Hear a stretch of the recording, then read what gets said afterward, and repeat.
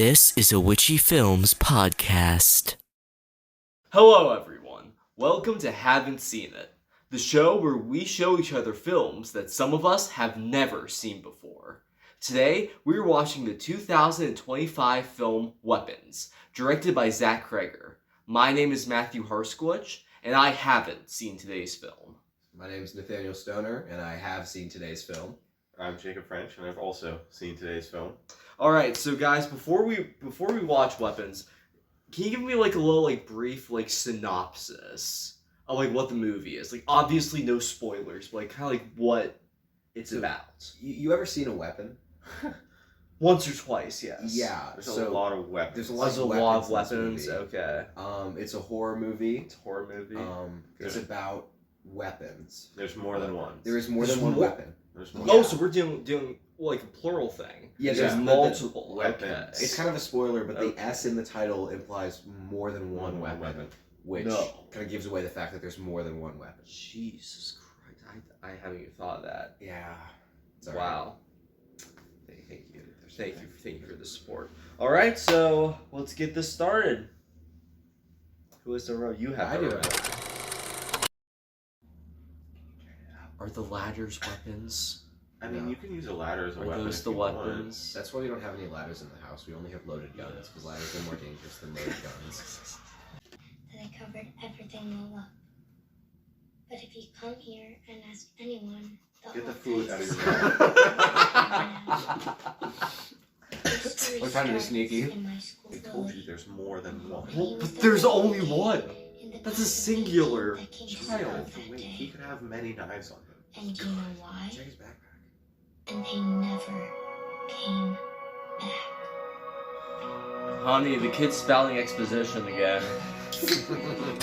Alright, so we just finished watching the movie Weapons, and honestly, so this was my first time seeing it, and I thought it was a really fun, cool movie. I mean, I don't really know the specific genre of it, if it's supposed to be a horror or a horror comedy, because honestly, I found a lot more of it to be funny, scary, more than genuinely scary. Oh!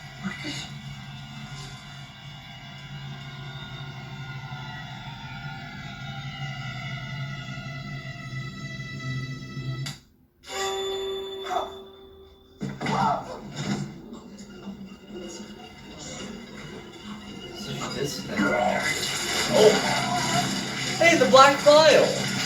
Hey! Watch!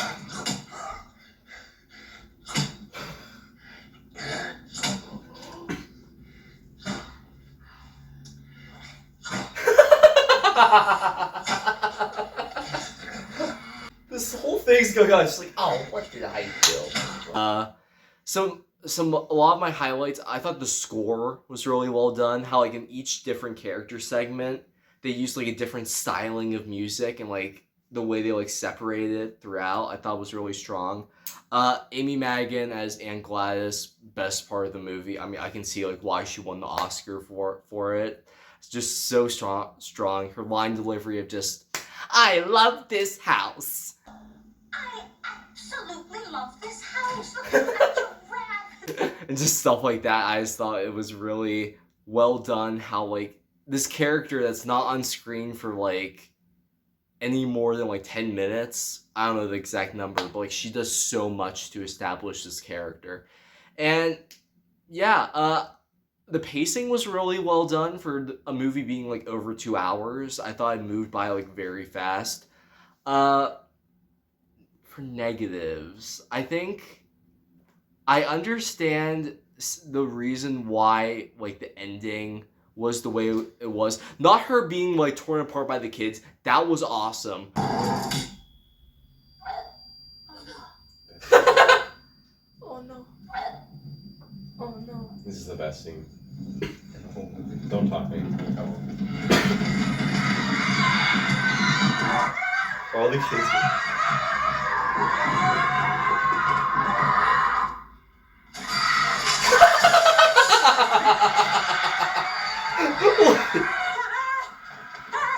The thing where it's Josh Brolin's character Archer walking away with his kid, and then the kid hugging his parents. they rely a lot on like the child narration with that, and I kind of wish they went a bit more into it, just being like, oh yeah, the parents are somewhere else now. And also they said a lot about like, oh, Alex's mom was like such a mean lady, but like the only thing they really showed her doing was just like telling him to like clean up his room. Like I kind of just got like the vibe like she was more just like a strict mother than like a bad person. Yeah, I didn't really get that vibe. And then in the narration, they made it sound like, oh, this woman was fucking terrible. Like I didn't really get that.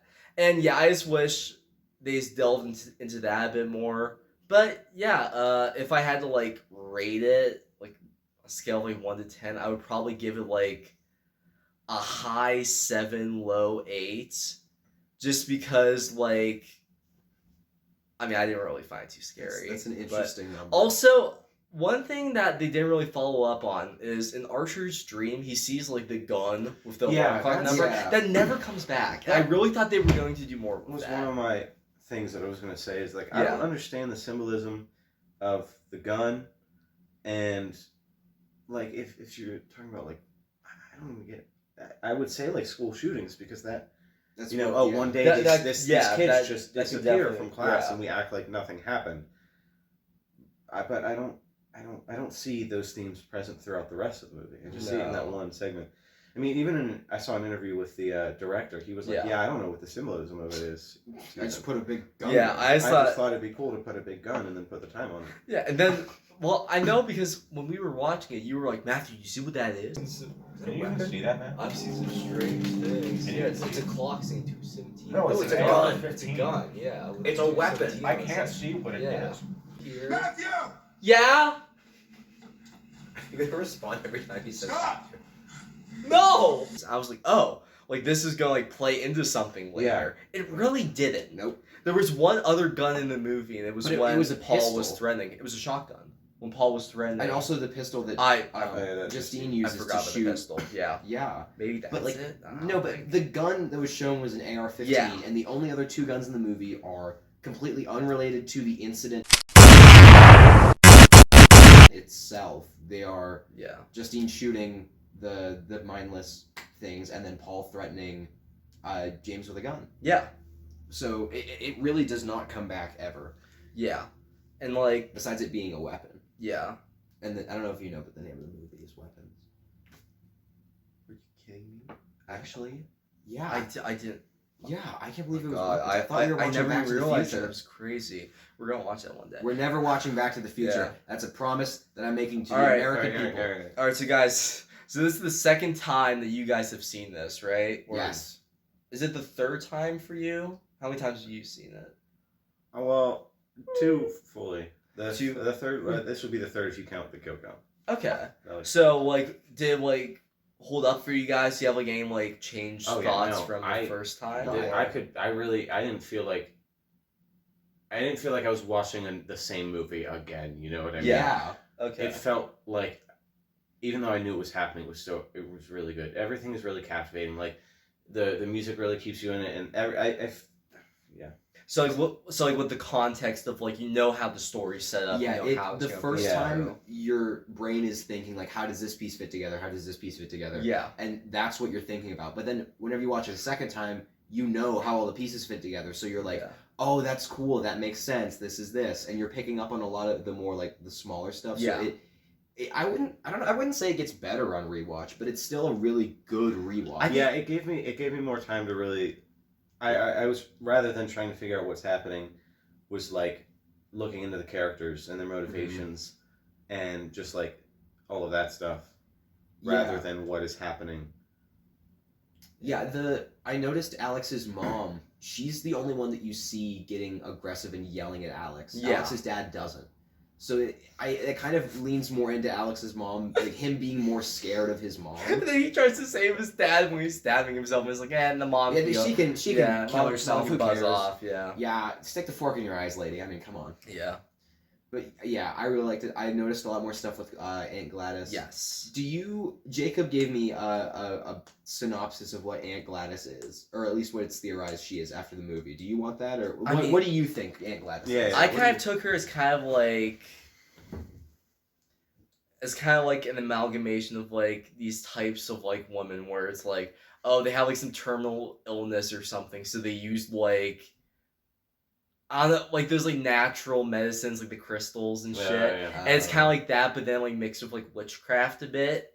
So she's using it kind of like some like dark like, I don't know if voodoo is the right word for it, but like I definitely got the vibes of like those like dolls that you prick and then the person. I definitely got that with like the sticks and the hair and everything. I definitely got like it's those also vibes. because voodoo, they function similarly to voodoo dolls. Like anything you do to a voodoo doll, it does to the person, and you need something that belongs to the person to put in the doll. Yeah, and then I also got like a supernatural vibe where it's like she's like her whole get is she's trying to like act like a human so much. And it seems like how she was like wearing the wig even like when she was around like her sister and like Alex's dad. And then the only time she took it off was when Is that like is that really her sister at all? Yeah, that's what I was thinking about it this time because like is that really her? Like, did she integrate herself into this family, or did she like replace the sister? Can I tell you what I think? Sure. So, I think that she is like hundreds of years old. Okay. She's obviously a witch. I mean, but she's also parasitic.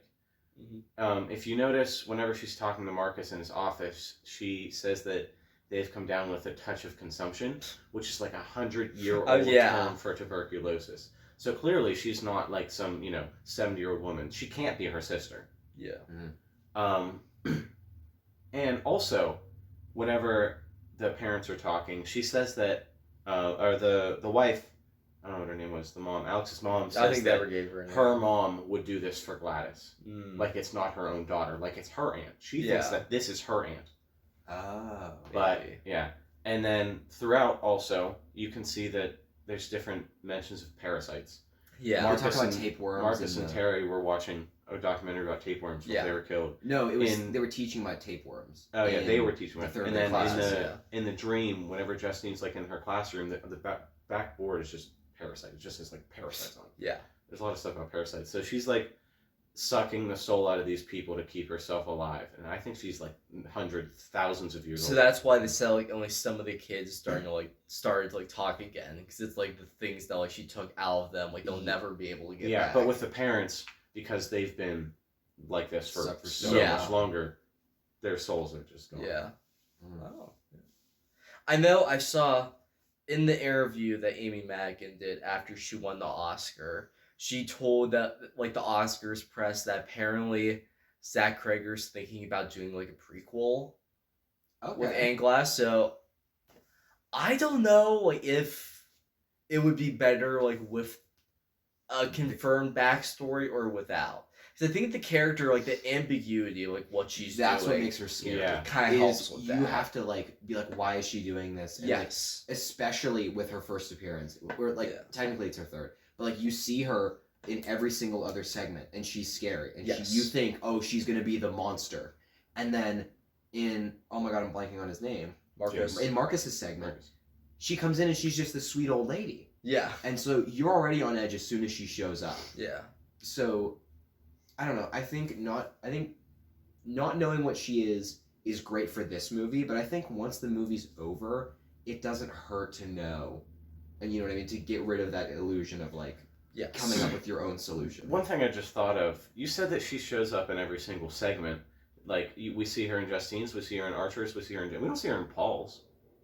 Like she's the overarching villain in all of these segments, but Paul is the main. No, you didn't. No, she not didn't. once. She shows up in James's. It shows that Paul is only focused on himself. Yeah, and only what he wants. Yeah, he doesn't care about the outside scope of anything. He's just focused on. Also, he didn't really have like any like connection. To anything like what's the name of the drug guy, James. Yeah, like he's the one that like he like went directly into the house. Yeah. So he formed the connection that way. The parents obviously had connection to the kids. Yeah. Paul was the only one that didn't really have like a prior connection to the school, the events, any of it. Paul just kind of got roped into everything. Yeah. And I think that makes him more, I would say I would not say sympathetic. Paul's not a sympathetic character. I hate Paul. He sucks. Yeah. I love that mustache. I think that mustache is something. 10 out of 10 mustache. 10 0 out of out of 10 anytime he was person. on screen, and no matter what was happening, even when he's choking out Justine, it's just the mustache. You need to cut a little, my just cut God. like down here a little bit, please. Yeah, and also I like how they wrote witch on her car when there was a character in the movie who's literally a witch. Also, they never say like who that caller was either. The heavy breathing. I assumed it was Archer, but honestly, I don't. No, that was. It was a woman's voice though. It was kind of like maybe it was.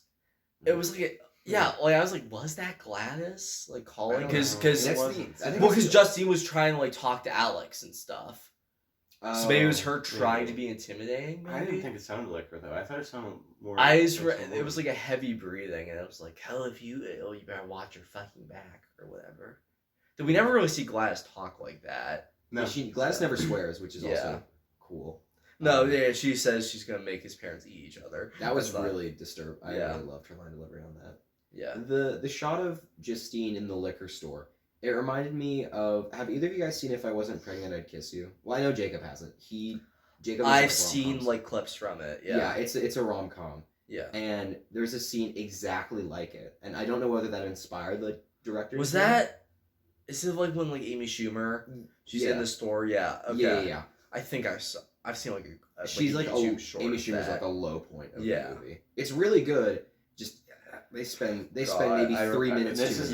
We gotta go. This is an episode on weapons, guys. Yeah. We'll watch. We'll watch it later. Okay. Oh my God! So have you ever seen the movie Unfrosted? No, I have not. It's really bad. Oh, is it like a horror movie? Is it? It's a Jerry Seinfeld movie about Pop-Tarts. Amy Schumer plays like the wife of like the Kellogg's guy in it. What the fuck? Apart from Aunt Gladys, because I feel like I would say this. I know you. I think you would say this. I think you would say this. Who is your favorite character? Justine. No. Yes, Justine. What's his name? I forget the teachers. Marcus. Marcus is a close second, and then Archer's a third. But I love Justine. She's like the main character of the movie, but still. See, I like what they did with Archer, where it's like, oh, this guy's gonna be just like a piece of shit the whole time. That's like, no, he's actually like, he's the one that like found Glass's house. He's the one that like kind of like he's more understanding than he said. He sets out with this anger and hatred in his heart, but whenever he sees that Justine, who's the person who he thinks is responsible, isn't actually responsible, he kind of loses some of that hatred, and he cools off a lot. And starts helping her out. And he starts helping Justine, and I think that's whenever you really start to like him. I'll say, I kind of wish there was like more of them working together in the movie. Yes. Because they kind of go immediately from the hospital to them going to Gladys's house. It is literally, they're in the hospital parking lot, and he shows her, he's like, here, this is the map, let's go to Gladys's. Yeah. I kind of wish that there was a little bit more time with them, but then the movie might have run a bit too long. Alright, Jake, who's your favorite character? I would say probably Marcus. Yeah. Or I really honestly just like the police chief with his line delivery and like. I'm giving you shit. So everything the same. And then. Fuck my dog? Giving you shit. Alright. What about favorite moment? The bit with Alex's mom when she comes out of the house and snips Justine's hair. Oh yeah. That's the moment that I realized this isn't like a typical horror movie. Yeah. Like it is. Because you think, oh, she's going to come out, she has the knife, she's going to break the car window, she's going to attack her, Justine's going to go away. But then she doesn't. And then she gets in the car, and you're like, oh, this is a creative type of horror movie where they're going to get in the car and secure her before she kills her. Oh no, Justine's going to die. Main character, that's going to be the twist. But then they twist it again when she cuts a lock of her hair and then leaves. You're like, wait, hold on. This is so much bigger than just this. Yeah. And whatever the force that did this is, it's not random, and it clearly has some grand plan. And why did she need Justine's hair? Yeah. And it poses so many more questions, and it's so much cooler than just Gladys sends Alex's mom out to attack her. And it's like, it really gets you thinking, and it really makes you realize like this is not just a standard horror movie. Them in the kitchen. Marcus and his husband and Gladys. Yeah. I mean, it's just it just goes so far, so quickly. And again, he's bashing his husband's head in puking on him. And then Aunt Glass is like, oh, look what I did to my hand. Look at this. And I just thought that was just such a strong, like, showing of this character. Like, this is just normal to her. Like, she's just so evil. Like, just doing the... Yeah. Yeah, it was great. That's definitely my favorite scene. The other one I just wanted to talk about, but the Marcus bashing his husband's... Like, that's so messed up. And, you know, whenever you see Marcus in Archer's section, you're like, why... You know, your thought is, why does he look like that? What's going on? But then seeing him, you're kind of like, oh, that's why he looks like that. And even then, he's bashing his husband's skull in.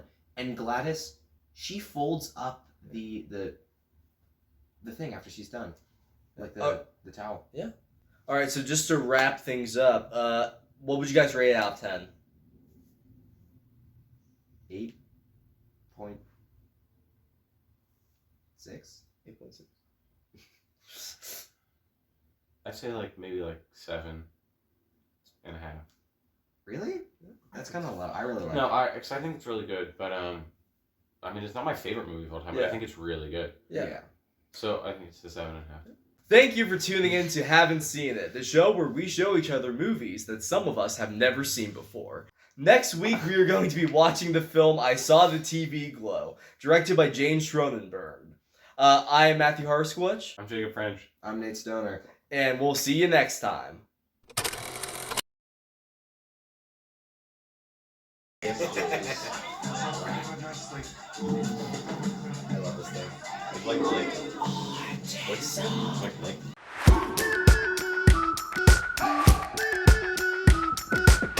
We've been waiting for so long.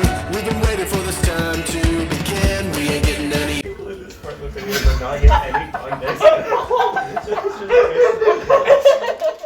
This has been a Witchy Films podcast.